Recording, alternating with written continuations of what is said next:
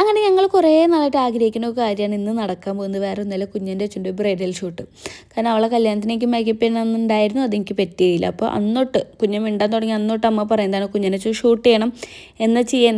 പിന്നെ ഞങ്ങൾ ഓരോ തിരക്കൊണ്ട് നമുക്ക് ചെയ്യാൻ പറ്റാതെ ഇങ്ങനെ നീണ്ടു പോയായിരുന്നു. അങ്ങനെ അവസാനം കുഞ്ഞൻ പറഞ്ഞു ഇനിയും നീട്ടി വെക്കാൻ പിള്ളേർ വെഡിങ് ആനിവേഴ്സറിയാണ്, പിന്നെ അതിന് ഫോട്ടോ പോസ്റ്റ് ചെയ്യണം. അങ്ങനെ ഞങ്ങൾ പെട്ടെന്ന് തന്നെ സാരി എടുത്തു, അതിൻ്റെ ബ്ലൗസൊക്കെ അടിക്കാൻ കൊടുത്തു.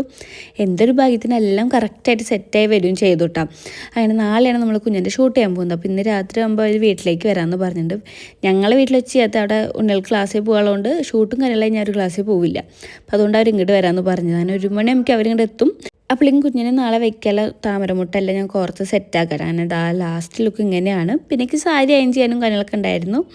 അപ്പോഴേക്കും കുഞ്ഞൻ കുളിച്ചെല്ലാം വന്നിട്ടുണ്ട് കേട്ടോ. അപ്പോൾ ഇന്നത്തെ നമ്മൾ മേക്കപ്പ് ആരിനെയൊന്നും പറയണ്ടല്ലോ, നമ്മളെ കുഞ്ഞിനെയാണ്. അപ്പോൾ ഞാൻ എന്നത്തെ പോലെ തന്നെ ഫസ്റ്റ് ഐ മേക്കപ്പ് സ്റ്റാർട്ട് ചെയ്തു.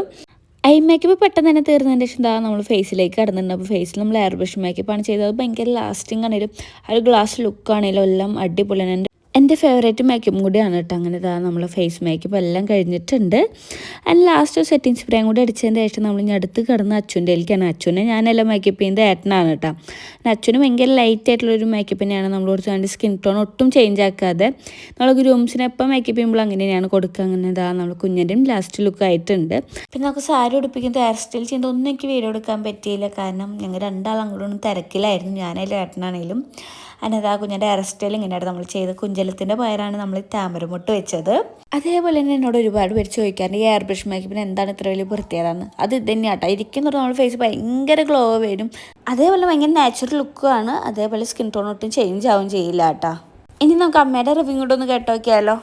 ഞാൻ ആഗ്രഹിച്ച ലുക്ക് എനിക്ക് ആരുടെ കുഞ്ഞിനെ മേക്കപ്പ് ചെയ്താലും പറ്റില്ല, കുഞ്ഞിന്റെ കുഞ്ഞിനെ മേക്കപ്പ് ചെയ്താലും പറ്റില്ല.